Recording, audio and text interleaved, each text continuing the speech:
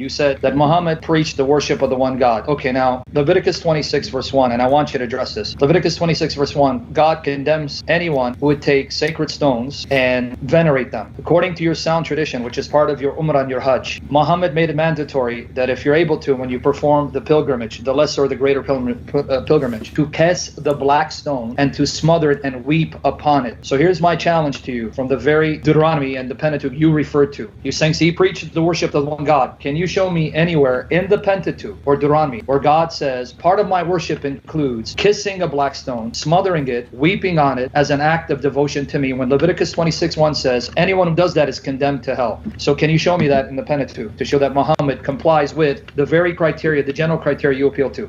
All right, I'm just writing my response. So, all right, Leviticus. Okay, so about this black stone kissing and stuff like that, Muslims, the Prophet Muhammad kissed it to respect it, or things like that. It doesn't mean it doesn't mean Muslims worship it. He kissed it to respect it. Not where even Umar bin Khattab. I know you know that hadith.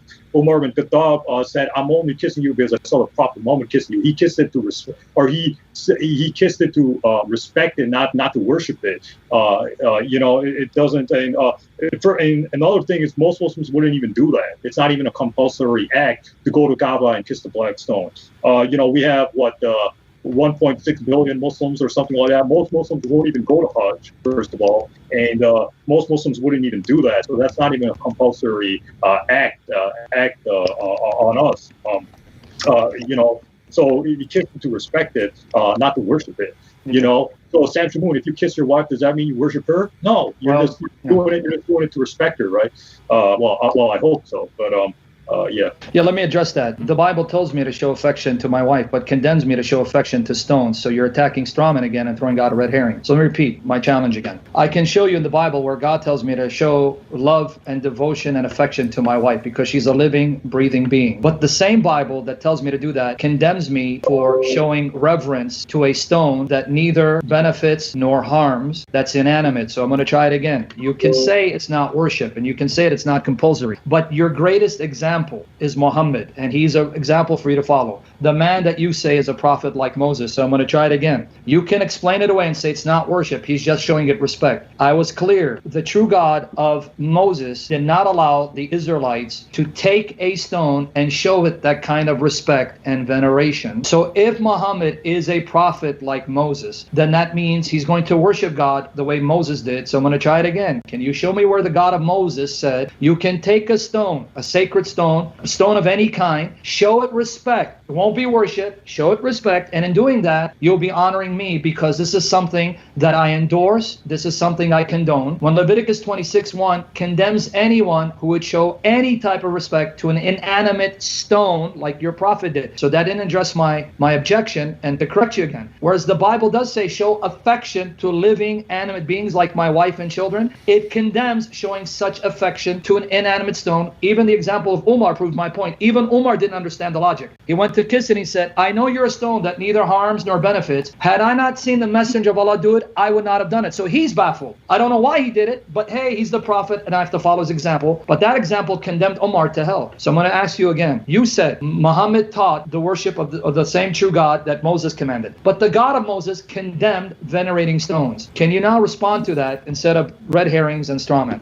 Well, like I said, it's not a compulsory act on Muslims. It was just some random thing the Prophet Muhammad did. Like, we know the Prophet Muhammad didn't like eating lizards. I mean, it doesn't mean anything. It's not like it's not a compulsory act, right? Islam is based on 5 pillars, none of which talk about going and kissing the black stone. So it's just a random thing he did. It's not a compulsory. If it was a compulsory act, I would agree with you, right? If the Prophet Muhammad said you have to do it in order to stay a Muslim, then I would agree with you. But it's just a random thing he did, that has no bearing on us. Like, we know the Prophet Muhammad didn't like eating lizards. We know the Prophet Muhammad wore sandals. We don't have to do those things. He was just there were just things at that specific time, at that specific place for specific reasons. So it's not a compulsory act. If it was a compulsory act, then yes, I would agree with you, but it's not a compulsory act. So that's the issue. I mean, you kiss your wife, so does that mean you worship her? So I mean, the logic doesn't follow.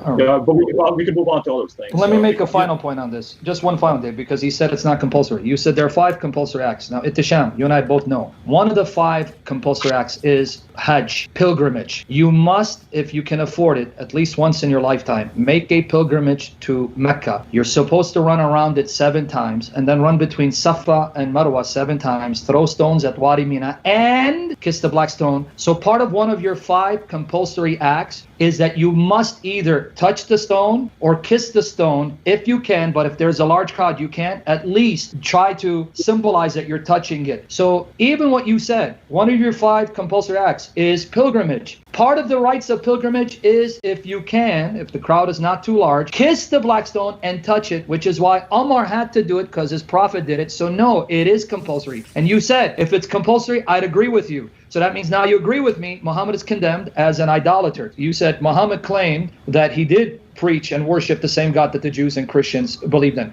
He can make that claim all day, all night. Mormons make the same claim. Mormons tell Christians and Jews, we worship the God of the Old Testament. But when you press the Mormon, to them, God the Father was a man who became God, who has a physical body, and 2 of his children are Jesus and Lucifer, who are brothers.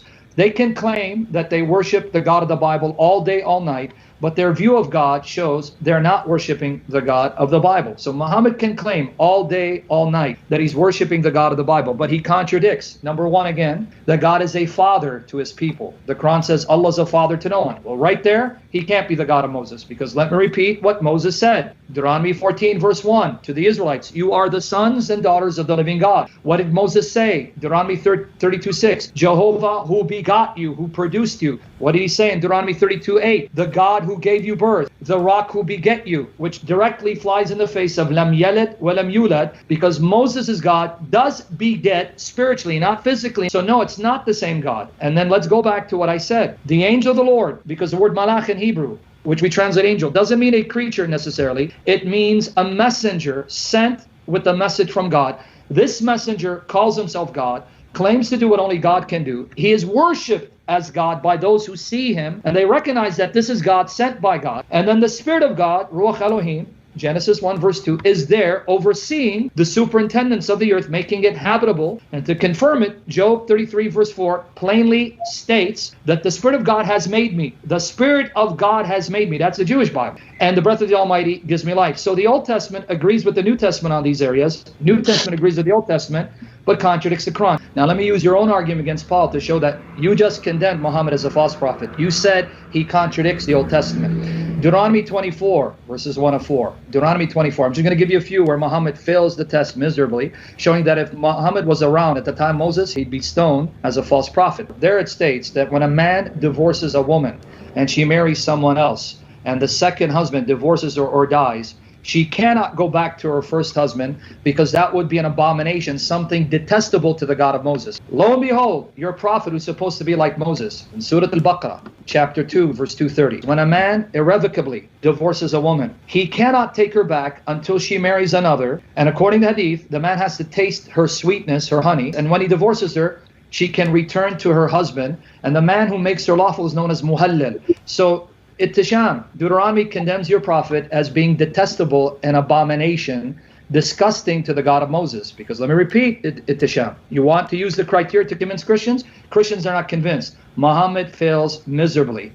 Let me repeat again, Deuteronomy 24, verses 1 to 4. It says, if a man divorces a woman and that woman marries another, she cannot go back to her first husband if the second divorces her or dies. But your God, who you say is the God of Moses, says, if a man divorces a woman irrevocably, she can only go back when she marries someone else who then tastes her honey sweetness and then divorces her. And that's why it's called muhallal, the one who makes her halal, lawful. So the God of Moses says, Muhammad, you are despicable, you are detestable, you're an abomination. And if you're living at the time of the theocracy of Moses, you would have been stoned as a false prophet.